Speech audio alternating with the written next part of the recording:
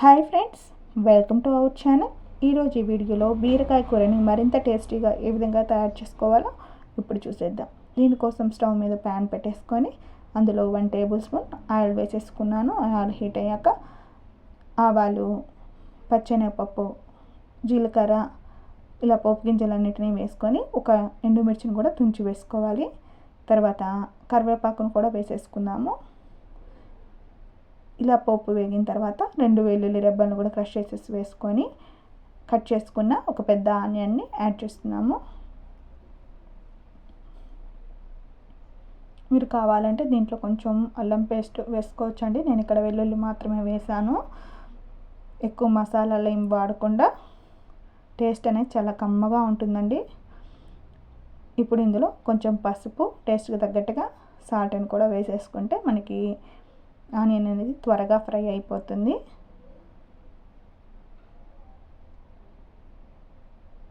ఇలా onion fry అయిన తర్వాత బీరకాయ ముక్కల్ని యాడ్ చేసుకోవాలి. ఇక్కడ ఒక 1/2 కేజీ బీరకాయల్ని చిన్న చిన్న ముక్కలుగా కట్ చేసుకొని వేసేసుకుంటున్నాము.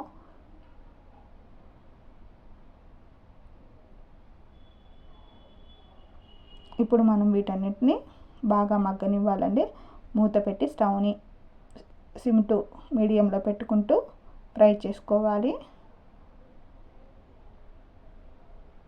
ఈ బీరకాయ ముక్కలు అనేవి మనకి బాగా మగ్గిపోవాలండి. చూడండి, ఈ విధంగా మూత పెట్టి మధ్య మధ్యలో చెక్ చేసుకుంటూ ముక్కల్ని బాగా మగ్గనివ్వాలి. ఇలా మగ్గిన తర్వాత ఇందులో కారాన్ని యాడ్ చేద్దామండి. మన టేస్ట్కి తగ్గట్టుగా కారం యాడ్ చేసుకుంటే సరిపోతుంది. ఇక్కడ నేను 1 స్పూన్ కారాన్ని వేసుకుంటున్నాను. ఒకసారి బాగా కలుపుకొని దీనికి వాటర్ అనేది ఎక్కువేం పట్టవండి. ఒక 3 టేబుల్ స్పూన్స్ అలా కొంచెమే వాటర్ పడుతుంది. ఒక 1/2 టీ గ్లాస్ అంతవరకే. ఇవి కూడా దగ్గర పడిన తర్వాత పాలని యాడ్ చేసుకుందాము. ఇక్కడ ఒక 1/4 టీ గ్లాస్ పాలని కాచి చల్లార్చుకున్న పాలని యాడ్ చేశానండి. ఈ పాలు కూడా దగ్గర పడాలి బాగా. అంతే అండి.